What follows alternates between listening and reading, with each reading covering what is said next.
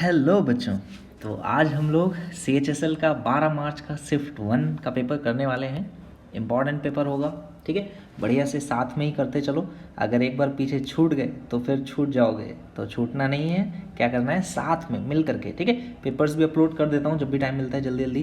तो PDFs के लिए फिर से एक बार बता दे रहा हूँ, मैथ्स बाई आशीष सर्च करना है कहाँ पर, टेलीग्राम पे। और आपको एक चैनल मिल जाएगा, उसमें आपको सारी PDFs मिल जाएंगी अगर आप कोई मिस कर रहे हैं तो। और सॉल्यूशन के लिए यहीं यूट्यूब चैनल पे आ जाना फटाफट और देखते चलो। देखो पहला क्वेश्चन, वैसे तो ये क्वेश्चन आपको याद होना चाहिए। 13 का क्यूब जो होता है वो कितना होता है, 2197, ठीक है। 20 तक के याद रखो, कोशिश करो। 12 का कितना होता है, 1728। इस तरह से थोड़े थोड़े से याद रखो, ठीक है। 20 तक कोशिश करो कि आपको याद रहे, क्योंकि काफ़ी हेल्पफुल होगा। और नहीं याद रहता है तो कुछ नंबर्स हैं जो भी प्राइम नंबर्स होते हैं उनका तो याद ही रखो, ठीक है। इन सब का क्वेश्चन में बनता रहता है। अब आपको यहाँ से पता चल जाएगा कि जैसे आपने कहा 13 का ये होता है, तो ये हो गया। तो नीचे में 13 है तो ऊपर में 13 से बड़ी वैल्यू है, एक ही ऑप्शन है। एक दूसरी चीज़, अगर आपको नहीं भी पता है तब भी क्वेश्चन सॉल्व किया जा सकता है। कैसे, देखो क्यूब बोल रहा है ना, ये क्यूब रूट है, मतलब यहाँ पे इन ऑप्शंस का क्यूब करना है। देखो 7 का क्यूब जब होता है तो यूनिट डिजिट 3 आता है। इट मीन्स ऊपर में 7 हो सकता है। जब 3 का क्यूब करते हैं तो 27 आता है, यूनिट डिजिट 7 होता है। आपने कहा नीचे में 7 अगर चाहिए यूनिट डिजिट में, तो आंसर में 3 होना चाहिए। अब देखो यहाँ पर 17 है, नीचे में 7 हो गया, ऊपर में 3 है। ये वैल्यू देखो, ऊपर वाली छोटी है, नीचे वाली बड़ी है, ये तो पॉसिबल ही नहीं है। ऊपर की वैल्यू बड़ी होनी चाहिए, ये ऑप्शन नहीं होगा। यहाँ पर ये ऑप्शन हो सकता था, बड़ी वैल्यू है, लेकिन 3 का क्यूब जो होता है वो कितना होता है, यूनिट डिजिट 7 होता है। यहाँ पर आपने कहा ये भी पॉसिबल नहीं है, ये भी आंसर नहीं होगा। अब यहाँ पर देखो यूनिट डिजिट दोनों की सेम है। 7 का क्यूब भी कितना होता है, यूनिट डिजिट 3, और 17 के क्यूब में भी यूनिट डिजिट 3।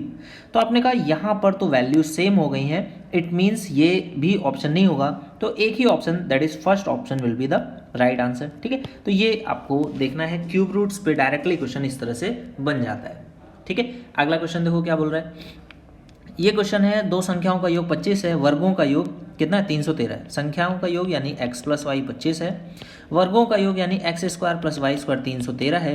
संख्याएं ज्ञात करना है। तो स्क्वायर अगर इसका कर दिया जाए तो कितना आ जाएगा, 25 का स्क्वायर यहाँ पर 625 हो जाएगा। और ये क्या मिलेगा, x square plus y square यानी 313 प्लस 2xy, है ना। अच्छा, ये सब करने के बजाय सीधे से ऑप्शंस हैं, तो फिर ये सब करने की जरूरत ही नहीं है, सीधे से ऑप्शन पे चलते हैं। 15 15 15 15 सभी 25 बना रहे हैं, ठीक है। तो 15 का स्क्वायर कितना होता है, 225, और 100 ये ऑप्शन नहीं है। 18 और 7, 7 का स्क्वायर 49, और 8 64, तो 9 और 4 13, ये बन रहा है। इसको देखते हैं, अगले पे आ जाओ। 1 4 चौको 16 के 6 और 1 7, ये भी आंसर नहीं होगा। यूनिट डिजिट सिर्फ मैं चेक कर रहा हूँ, 2 का स्क्वायर 4, 3 का स्क्वायर 9, तो ये भी बना सकता है। तो 12 का स्क्वायर 144 और 169, तो ये कितना हो जाएगा, 14 और 16, ये हो गया 300, 9 और 4 13, तो ये ऑप्शन फिट बैठ गया, ये आपका करेक्ट आंसर हो जाएगा। क्लियर है ना। यहाँ पर ये आपका इस तरह से बनता जाएगा।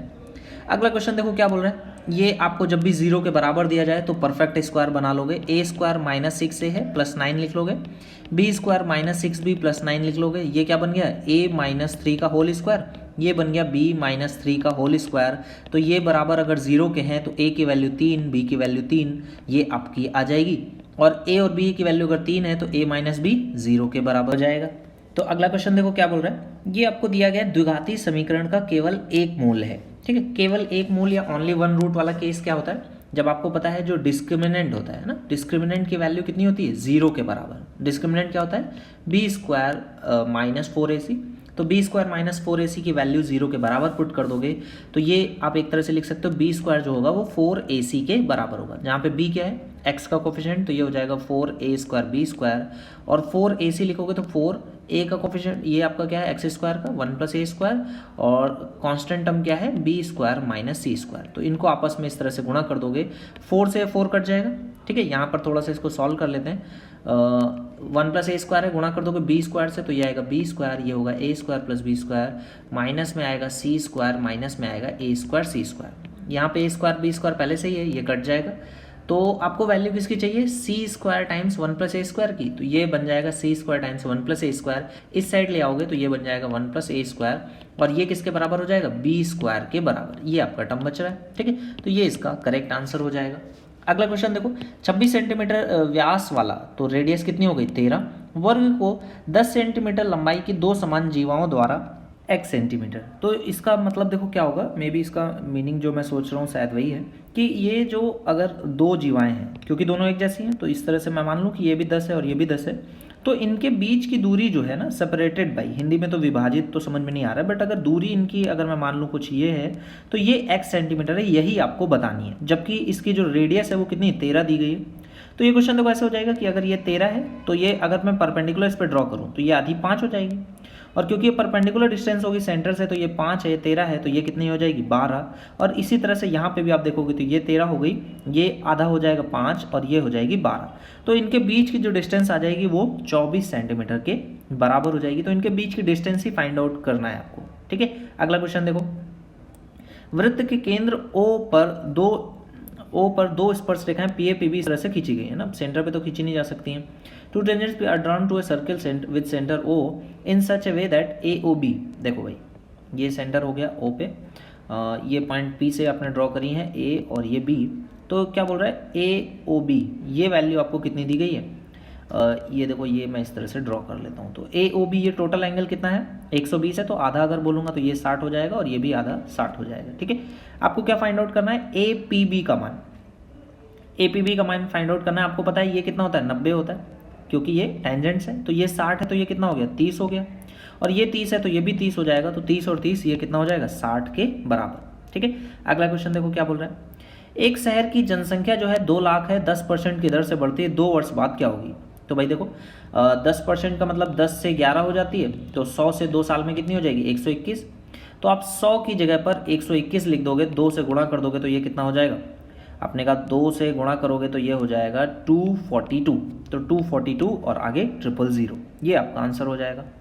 अगला क्वेश्चन है x और y के आय का अनुपात, इनकम का रेशियो कितना है, 5 और 6 का। उनके एक्सपेंडिचर का रेशियो कितना है, 6 और 5 का।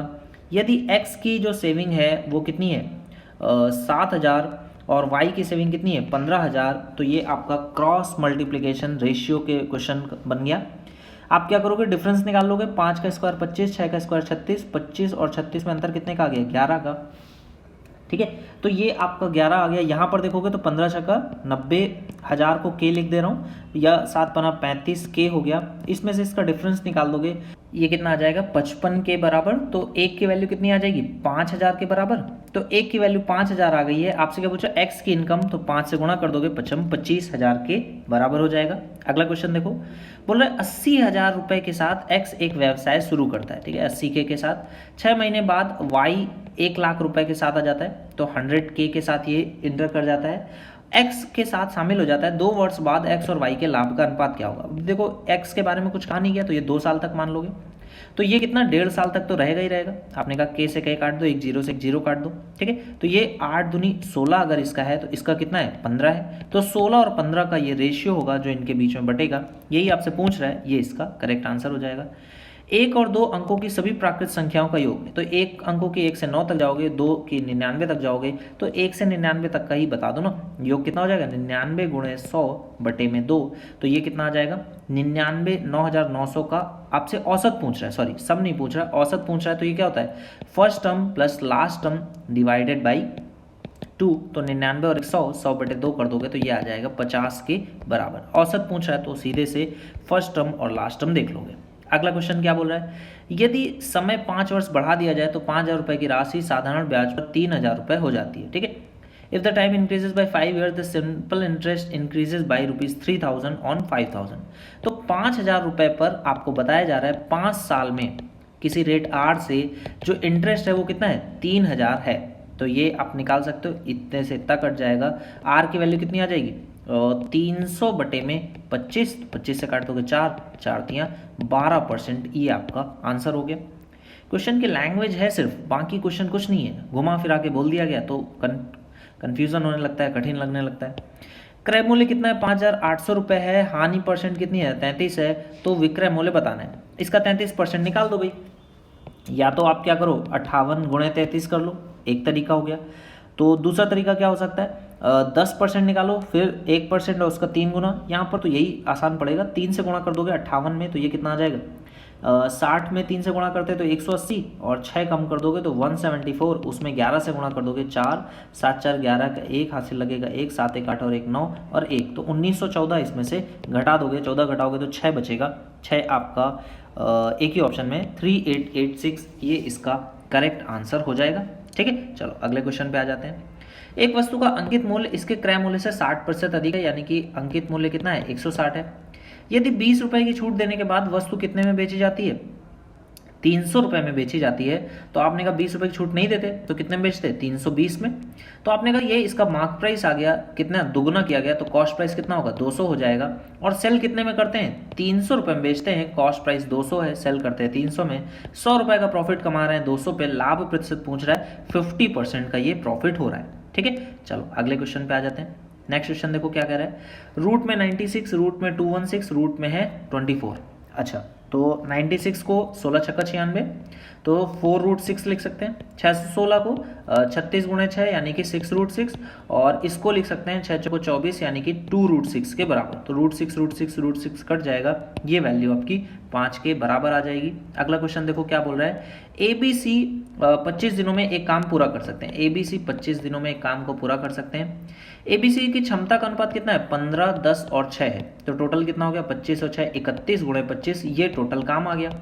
बोला C अकेले, C की एफिशिएंसी कितनी है 6 है, कितने दिन लगेंगे, D दिन लगेंगे, तो D की वैल्यू कितनी आ जाएगी, 31 का गुणा कर दोगे 25 में, 25 से 75, 750 और 25 एक बार और जोड़ दोगे तो ये 750 और सॉरी 25 से 75, हाँ 750 तो यही हो जाएगा, और एक बार और 25 जोड़ दोगे तो ये 775 बटे में 6, ये इसका आंसर हो जाएगा। ठीक है, तो 775 बटे 6 यानी कि C पार्ट इसका करेक्ट आंसर हो जाएगा। अगला क्वेश्चन देखो क्या बोल रहा है, 300 मीटर चौड़ी सड़क को एक लड़का 30 सेकंड में पार करता है, तो इसकी 10 मीटर पर सेकंड की स्पीड है, किलोमीटर प्रति घंटे में जाना है, 18 बटे 5 से गुणा कर दोगे, ये हो जाएगी 36 के बराबर। ठीक है, अगला क्वेश्चन देखो, बोल रहा है पाई चार्ट दिया गया है, आपको बताना है नंबर ऑफ पीपल, लोगों की संख्या दी गई है। थोड़ा सा क्लियर नहीं दिख रहा होगा तो मैं इसको क्लियर करता हूँ। ए की वैल्यू है 300, बी है 500, सी है 150 और डी है आपका 400, ई है आपका 350, एफ है 100 और जी है 450। ठीक है, क्या बोल रहे हैं, किस लेखक का सर्वेक्षण किया गया अधिकांश लोगों का पसंदीदा है, तो सबसे पसंदीदा किसका है, बी का, ये आपका आंसर हो गया। अगला क्वेश्चन बोल रहा है ए और बी को अपना पसंदीदा लेखक कहने वाले के प्रतिवादियों को मिलाकर प्रतिवादियों का कुल प्रतिशत क्या है। ठीक है, respondents who say their favourite is A and those who say B is what percent of total, तो ए और बी का टोटल, तो ए और बी का कितना हो गया 800, अब टोटल तो पता ही नहीं है तो 800 टोटल कर लेते हैं भाई, 800 400 1200 और ये कितना हो जाएगा 5 1700, 17 और ये 18 तो 2250। ठीक है, तो ये आपका 2250 टोटल आ गया है, यही परसेंटेज आपको बताना है। तो कितना हो जाएगा, एक जीरो से एक जीरो काट दो, ये क्या लिखा हुआ है 25 गुणे 9 लिखा है, तो 25 से काटोगे 100 कट जाएगा 4 बार, 8 चौको 32, 320 बटे 9 आ गया। परसेंटेज में आपको 320 बटे 9 तो नहीं दिखेगा, लेकिन अगर आप इसको सॉल्व करोगे तो 9 त्रिक 27 कितना आ जाएगा, 27 से आ जाएगा यहाँ पे 3 2 5 50, तो 9 पना 45, तो ये हो जाएगा आपका 5 बचेगा, फिर से 9 पना 45 और 9 पना 45 तो 35.55, ये इसका करेक्ट आंसर हो जाएगा। आपको बताना है वृत्तखंड के केंद्रीय कोण का माप उन लोगों की संख्या को दर्शाता है जिनके पसंदीदा लेखक डी है। डी जो है वो किसके किसके पसंदीदा है, संख्या ऊपर देख लो 400, टोटल कितना है 2250, तो 400 बटे 2250 और इसको गुणा करोगे किससे, केंद्रीय कोण चाहिए आपको 360 से, एक जीरो काटोगे, ये लिखा हुआ है 25 गुणे 9, 9 से कट जाएगा 4, 25 से कट जाएगा 4, तो ये आपका आंसर आ जाएगा 4 चौको 16 चौको 64 डिग्री इसका करेक्ट आंसर हो जाएगा। सर्वेक्षण में भाग लेने वाले कुल लोगों की संख्या 2250 है। एक समचतुर्भुज के दो विकर्णों की लंबाई 6 और 8 है, तो 6 और 8 अगर लंबाई है तो देखो दोनों एक दूसरे को काट देंगे 3 और 4, तो ये आ जाएगा 5। आपको क्या पैरीमीटर बताना है, तो 5 5 5 5 यानी कि 20 इसका पैरीमीटर हो जाएगा। 10 भुजा वाले एक समबहुभुज के आंतरिक कोण का माप क्या होगा, आंतरिक कोण का माप क्या होता है भाई, n-2 यानी 8 गुणे 180 अपॉन में 10, तो 18 अठे या फिर 9 16 9 144, ये इंटरनल एंगल हो जाएगा। 7 सेंटीमीटर व्यास है तो रेडियस कितनी हो जाएगी 7/2, तो ये आपका अर्धगोला है, इसके वक्र पृष्ठ का क्षेत्रफल, कर्व्ड सरफेस एरिया आपको सिर्फ और सिर्फ बताना है, तो ये कितना होता है 2 pi R square. Pi R square की वैल्यू कितनी आ जाएगी 154 बटे में आएगा 4 और 2 से गुणा करोगे तो बच्चे में बचेगा 2, तो 154 बटे 2 यानी कि 77 इसका करेक्ट आंसर हो जाएगा। नेक्स्ट क्वेश्चन है ए बी सी में आपका बी जो है वो समकोण पर है, ए आपका 45 है, तो ये ए हो गया, ये बी हो गया, ये सी हो जाएगा। tan सी का मान यानी कि tan 45 का मान 1 प्लस रूट 3/2, तो ये हो जाएगा 2 प्लस रूट 3/2, 2 प्लस रूट 3/2। ठीक है, अगला क्वेश्चन आपको cot x का मान दिया गया। cot x क्या होता है, आपने कहा tan x अगर देखें तो शायद बता लेंगे जल्दी से, तो 12/5, तो ये हो गया 12/5। एक्स वाई आपका y 90 है, तो ये z हो गया। एक्स वाई का मान 2.5 है, हाफ कर दिया गया, तो हाफ कर दोगे भुजा xz, तो xz का हाफ कर दोगे तो ये आ जाएगा 6.5 के बराबर। ठीक है, तो ये आपका सेट हो गया 12 मार्च का शिफ्ट 1। कल हम करेंगे 12 मार्च का शिफ्ट 2। ठीक है, तो फटाफट आ जाना सभी लोग और टाइम पे देख लेना। Okay, thank you for watching guys.